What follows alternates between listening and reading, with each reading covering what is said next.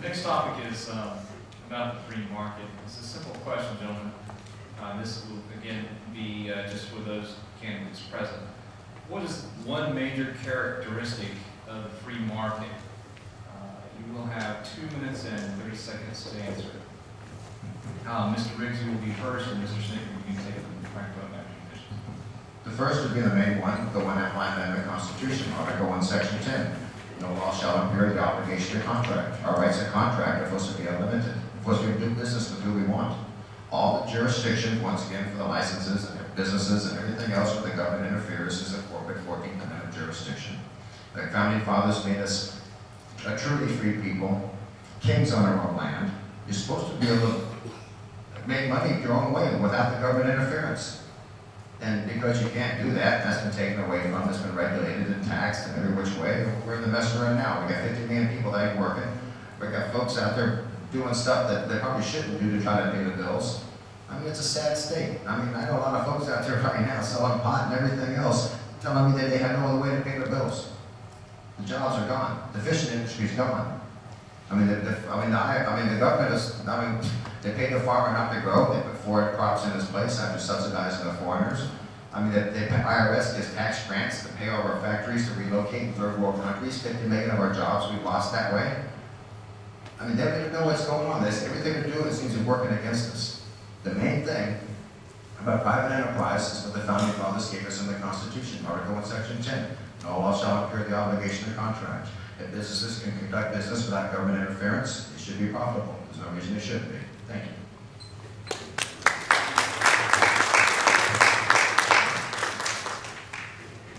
There you go, sir. See that kind of cordial thing going on in the debate. I handed him stuff back. The major characteristic of the free market is pretty simple, and it's actually the most important one. Choice. I don't know how to run your life. I don't know what's best for you. You do, because you're free people. And you have the choice of who you want to do business with. And when you find out all the information about companies, you have the choice to either work with those companies or to not work with those companies. It's that choice that's been taken away, which has allowed the government or allowed this country to get in the position that it's in today. That's the most important feature and characteristic. The free market's going to work, but the government is going to pervert it so it doesn't work correctly. Monopolies don't happen unless government has a role to play. That's why we need to be able to have the free choice to either get into contract with or to do whatever we want to do with who we wish, as long as we don't impede on the rights of another. That is the biggest key. So when it comes to the free market, the answer is choice. Now, because of choice, it allows for competition. So if a company gets real big and they start forgetting where they came from, other companies will pop up and take away their market share. The natural course of human existence is how we're going to be able to get from where we're at right now to where we're ultimately needing to be. Now, earlier in standing in here, how do we get the kind of things that other countries have? If for lack of a better word, how do we evolve as a society? It's not a fast process, it's a slow process, and it's a natural process. And it's through the free market that will be able to happen. Now, what we've had in the past 100 years is not the free market. It is not choice. So you cannot blame capitalism and the free market for where we're at today. You could blame crony corporatism and an overall eroding of our civil liberties and freedoms for why we're in the position that we're in today. We have to make sure that we remember that. Not only that, we have to make sure that we spread that message. Once again, I don't know how to run your life. The federal government doesn't either. And that's all.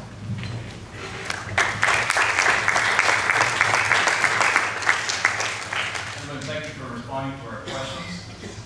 We will next have closing remarks. 3 minutes each. We'll begin with Mr. Riggs, and Mr. Snicker will take the microphone and finish. That's because you opened with LD. Well, first off, as I pointed out, this government's de facto. It has been since 1868. The President of the United States made clear that. Got this document from the Library of Congress, the 14th Amendment, de facto government. So I'm not going there to participate in the de facto government. As far as I'm concerned, that would violate my oath to uphold, defend the Constitution of the United States. I'm going there to expose it. I'm the owner of DirtyUncleSam.com. My stepfather, Chief District Attorney William Smith, I picked up his life's work in 1984. He started teaching me about this corruption. I've been on it ever since.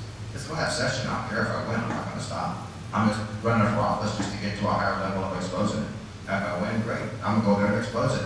I ain't going to shake nobody's hand up there. I don't want them sitting at my table. I don't even like them. I despise every one of them. As far as I'm concerned, they're traitors. But I'm only going there to expose the system. It's not real. It hasn't been in over 100 years.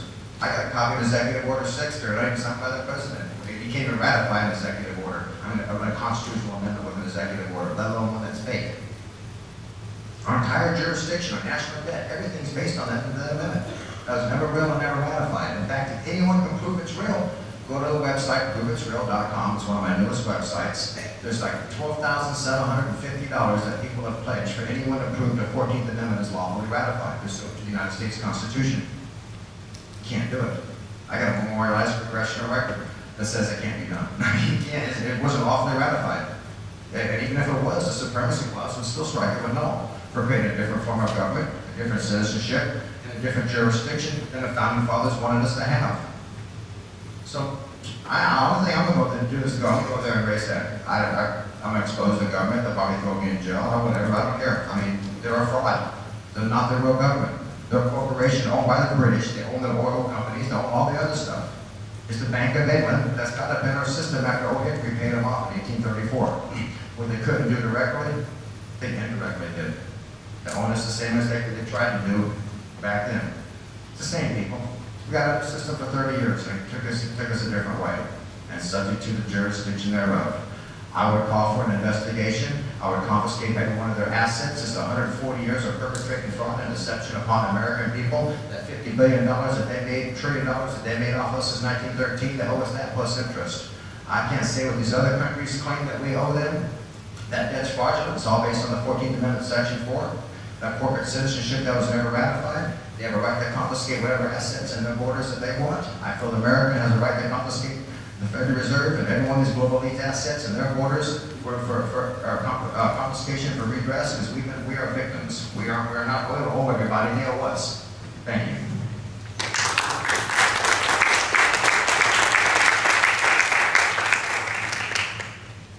First thing I'd like to do is I'd like to thank Campaign for Liberty for actually hosting an honest debate of the issues. I know that every other candidate was invited to this event today, and that every other candidate, minus myself and Mr. Riggs, were the only ones that actually had the intellectual honesty to show up to debate the issues. Now, all of them had their reasons as to why they did or did not show up. But what I will say is this: in order for us to fix this country, we need to have honest debates. This has been one of those honest debates. We need to continue this process. The debates that you're currently seeing on TV right now are a complete sham of the democratic process. They are not allowing you the choice to pick the candidate, regardless of the party that they belong to, because of their entrance fees, which they make up as they go along. We need to make sure that as Americans, from this point moving forward, that we do our homework, that we go to division of elections, that we find out all of the candidates that are running, not just the ones that the TV's telling you about. Because as much as you think things have changed in this country since 2008, they haven't. They've stayed the same. They've adjusted the argument on TV to make you think that they've changed. I'll give you a good example in this race. You have Charlie Crist, who was a Republican until the day before he actually filed as an independent, and now rails against both parties. That man also has flip-flopped on almost every position that he's taken. He's taken both sides in the same day. Now there's Marco Rubio.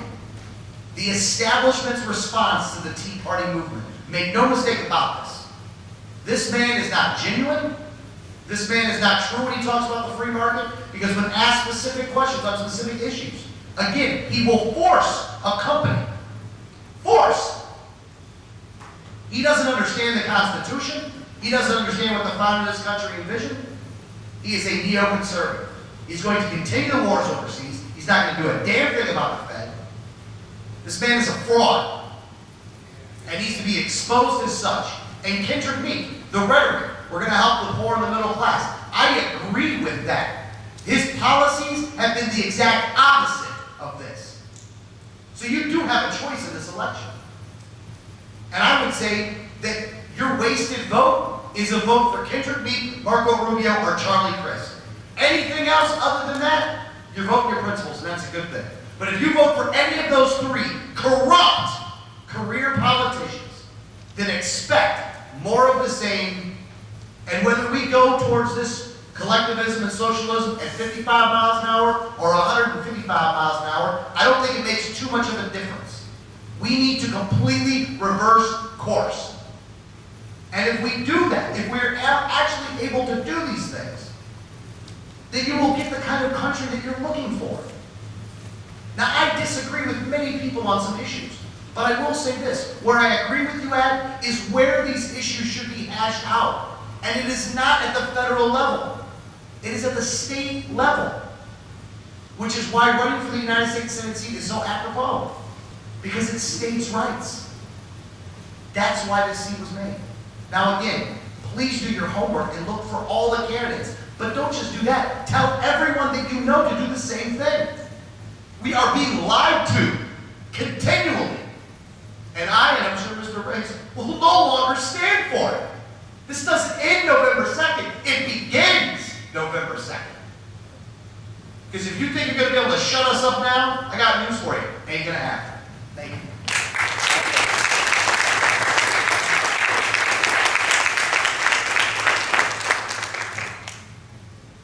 Mr. Riggs and Mr. Snickert, thank you for coming and taking time out of your valuable schedule to speak with us. To the audience, again, thank you for coming and spending your afternoon with Campaign for Liberty and for taking the time to inform yourselves on the candidates. I want to thank David Kesselring. He is the Campaign for Liberty District Coordinator, District 16. That coincides with the Congressional District 16. David,